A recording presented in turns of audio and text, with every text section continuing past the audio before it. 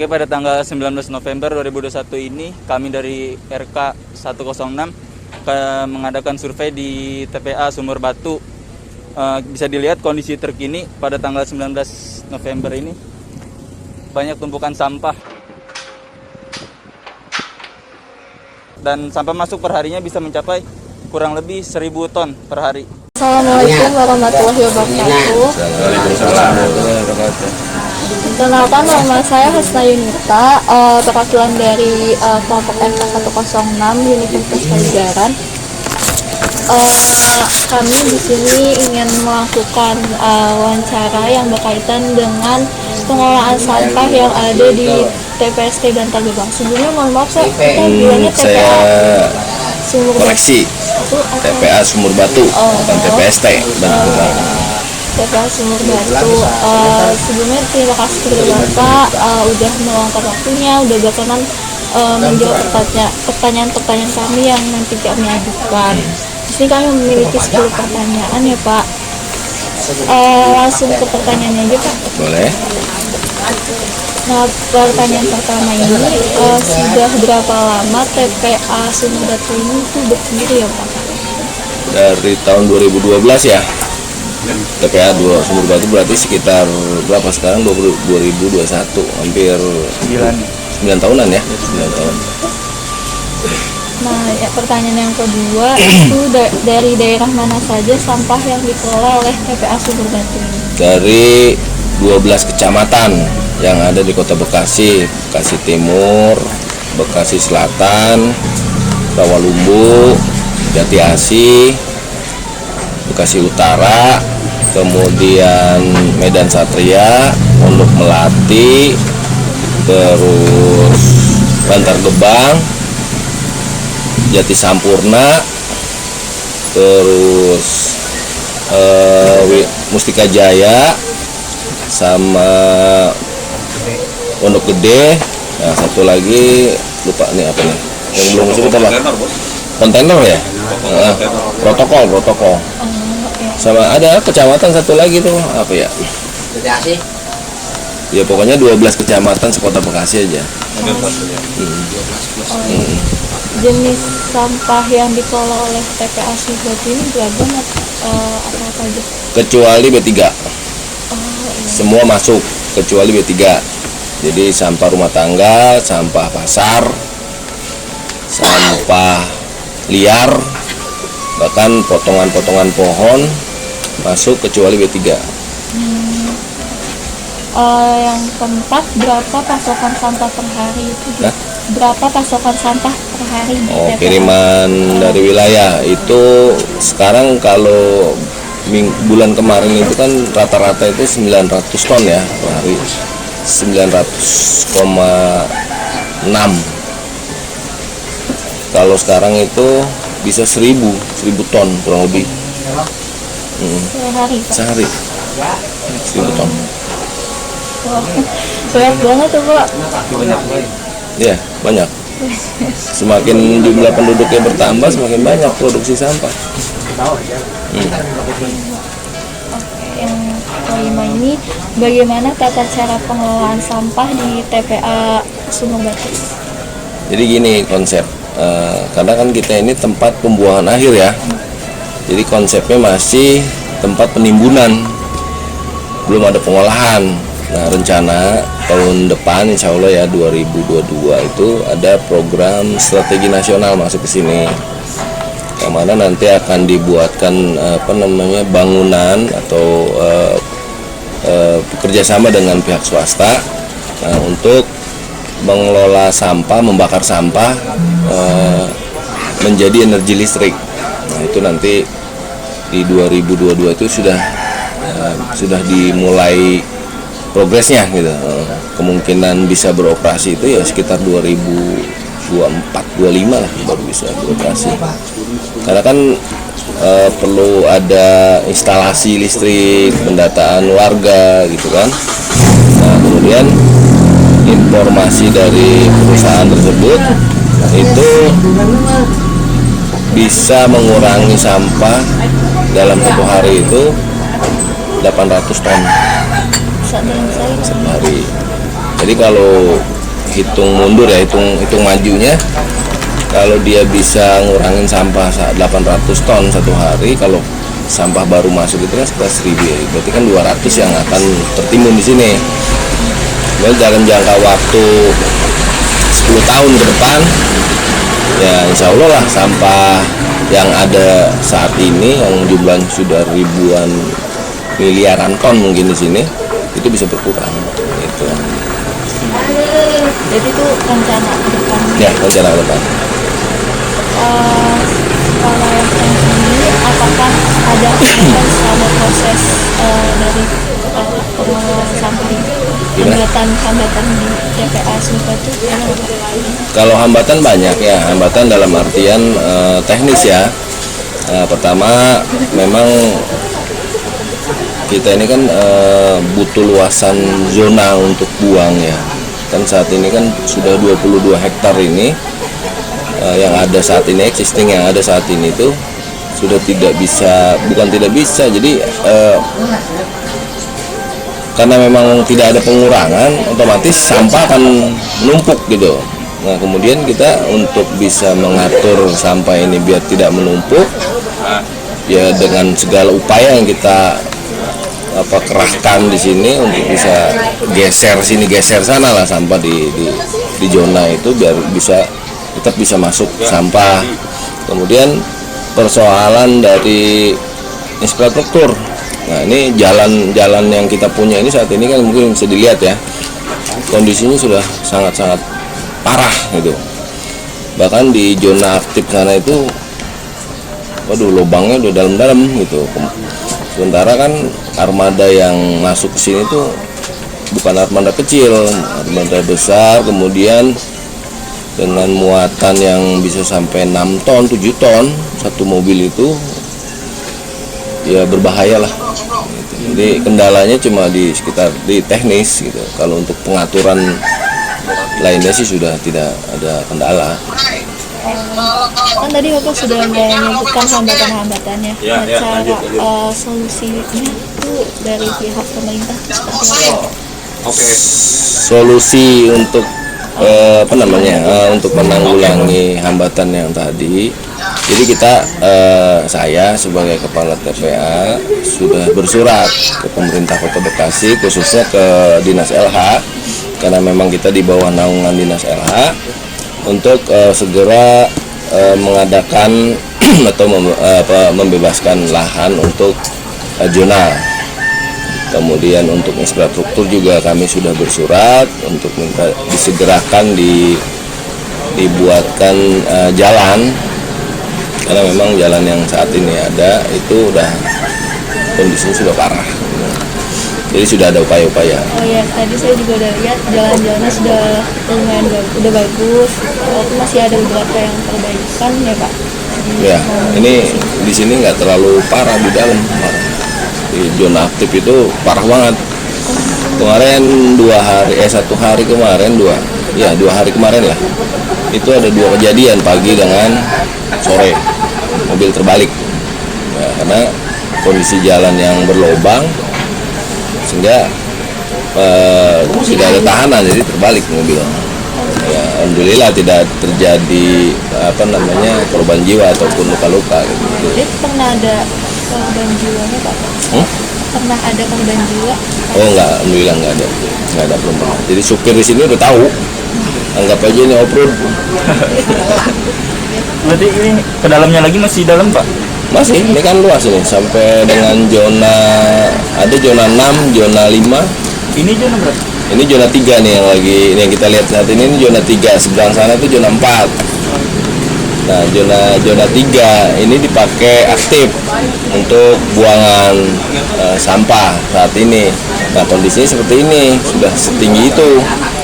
Kemudian kendala cuaca ya, cuaca itu faktor yang paling bisa dibilang menjadi satu kendala. Ketika hujan, kalau sifat tanah dengan sampah itu beda kan. Kalau tanah ketika hujan dia akan menyerap, tapi kalau sampah itu karena dia ada plastik di dalamnya situ kan, dia nggak menyerap gitu, jadi ngumpul mengakibatkan geser, sampahnya ngikut gitu, ikut arus air ya, kayak ke bawah air gitu. Jadi ketika itu geser menutup badan jalan, otomatis pelayanan terganggu. Untuk merapikan itu butuh waktu 1 hari 2 hari untuk bisa buka jalan lagi, bisa aktivitas bisa normal lagi gitu. Itu kendala, itu yang paling utama itu yaitu faktor cuaca.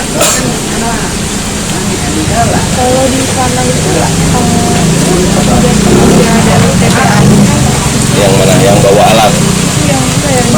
Itu bukan, itu warga pemulung. Jadi di sini itu ada sebutannya apa ya? Gubuk ya, gubuk. Nah itu diisi oleh warga pemulung. Itu berbagai macam daerah ada di sini. Ada Kerawang, Indramayu, bahkan ada warga setempat. Cuma kalau warga lokal itu tidak bertempat tinggal di sini, untuk mengais rezeki lah, mencari kayak barang-barang yang masih bernilai gitu. Jadi lokasi dari gubuknya sendiri dekat. Lihat, ini ada nih, di sini ada di belakang. Di sana, di depan sana ada. Cuman nggak banyak orangnya, paling sekitar 20 kepala keluarga gitu. Nah, kalau yang di sini ada banyak ya? Agak banyak. Untuk pembuangan sampahnya cuma hanya di zona 3 doang, Pak. Enggak, kita kalau zona 3 lagi krodit dalam arti ada geseran, kita manfaatin zona 4. Zona 4 itu sebenarnya zona yang sudah di cover soil seperti ini, zona yang sudah kita anggap tidak aktif nih. Ini yang hijau-hijau ini zona 2. Nah ini kan zona yang sudah di cover soil, yang sudah ditutup oleh tanah. Mestinya memang harusnya sudah tidak lagi dipergunakan untuk buang, karena memang sudah ditutup oleh tanah. Tapi karena situasi dan kondisi mendesak saat ini untuk buangan, akhirnya kita aktifkan kembali, dan itu diperbolehkan. Kalau pada awalnya itu pembuangan sampah dulu. Iya, itu sampah dalamnya. Ya sampah ditutup oleh tanah, ditutup membran, ditutup tanah lagi, tutup membran lagi, tutup tanah. Ya akhirnya begini, jadi banyak tumbuhan. Menurut Bapak sendiri nih, penambahan sampah ini tuh disebabkan penambahan sampah disebabkan oleh apa menurut Bapak? Pertamanya jumlah penduduk. Semakin banyak penduduk, semakin banyak perumahan, otomatis produksi sampah rumah tangga akan bertambah gitu. Kemudian ini sebenarnya kalau emang agak sulit ya nyari tolok ukur kita. Karena produksi sampah dalam 1 hari rumah tangga aja ya, kan tergantung keseharian mereka. Ya, contohnya saya lah, misalkan saya bisa produksi sampah itu dalam 1 hari 2 plastik itu sekitar berapa gram ya, kalau kita hitung kilo ya, itu sekitar, kalau 2 plastik itu ya ada 500 gram, setengah kiloan lah. Itu baru saya, belum tetangga, belum yang lain gitu. Karena memang di wilayah di hulu ya, sebutannya kita di hulunya itu tidak ada pengurangan, tidak ada upaya pengurangan sampah di sana. Jadi sampah yang diproduksi oleh rumah tangga tadi dikumpulin, dibawa ke sini gitu. Nah ini sekarang ada program TPS 3R, kemudian ada juga bank sampah. Nah ini saya harapkan ini bisa aktif kembali, karena memang sudah dibentuk tapi seperti mati suri gitu ya. Kenapa? Karena banyak juga masyarakat yang menganggap sampah ini sesuatu yang kotor dan tidak bernilai ekonomis, padahal salah dia. Kalau dikelola dengan benar, sampah itu bisa bernilai ekonomis. Bahkan ada seperti PT Danone ya, PT Danone itu dia punya program apa namanya recycle apa bang? Oh, pengolahan kembali gitu. Ya, Ulang. recycle. Terus reduce dia. Jadi botol aqua nih, kalau yang masih utuh ini ya, udah nggak ada isi ini, itu dalam kondisi bersih itu kita kembalikan ke mereka tuh dibayar sama mereka, gitu. Nah, jadi kalau saja dikelola dengan benar di sana di lingkungan di RT lah terutama ya, atau di kelompok-kelompok masyarakat, ya itu lumayan lah mengurangi kiriman sampah yang dalam satu hari itu bisa 1000 ton tadi. Makanya memang harus ada pengurangan sampah di hulu. Banyak kendala sih sebenarnya di sana tuh, terutama lahan. Masyarakat agak-agak males gitu kalau ada udah urusan sampah itu, wah, bau lah inilah itulah gitu kan. Akhirnya jadi kayak seperti nggak jalan gitu, padahal ada.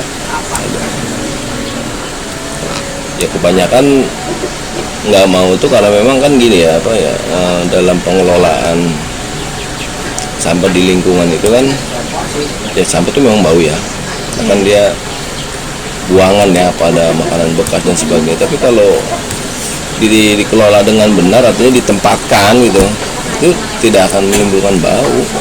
Jadi emang sampah itu harus kayak dipisah gitu, kayak yang organik sama non. Ya itu udah benar, sebenarnya kan udah ada programnya kan.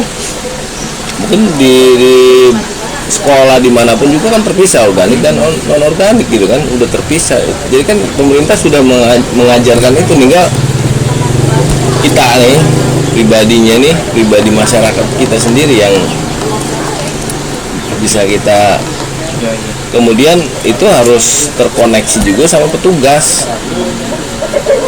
terkoneksi juga dengan fasilitas gitu loh. Jadi semua itu memang harus terkoneksi. Kalau hanya pemerintah mengeluarkan aturan, tidak terkoneksi dengan masyarakatnya juga, artinya pada saat mereka buang sampah bodo amat loh. Akhirnya petugas yang ditugaskan untuk ambil sampah misalkan yang non organik, akhirnya jadi ya udahlah jadiin satu kayak gitu. Jadi akhirnya nggak berjalan juga gitu. Memang harus ada terintegrasi lah ya, dari atas sampai bawah. Kemudian kesadaran masyarakatnya juga harus tinggi, karena sampah itu semua negara punya persoalan dengan sampah. Apalagi sampah sudah menumpuk seperti ini. Apalagi sampahnya sudah menumpuk seperti ini. Ini kalah kita sama DKI. Jadi sebelahnya DKI ini, dia sampai 50 hektar lokasinya tuh. Kemudian tingkat ketinggiannya itu udah sampai 50 meter. Pengelolaan ini yang Sumur Batu sama yang sebelumnya itu beda Pak? Beda.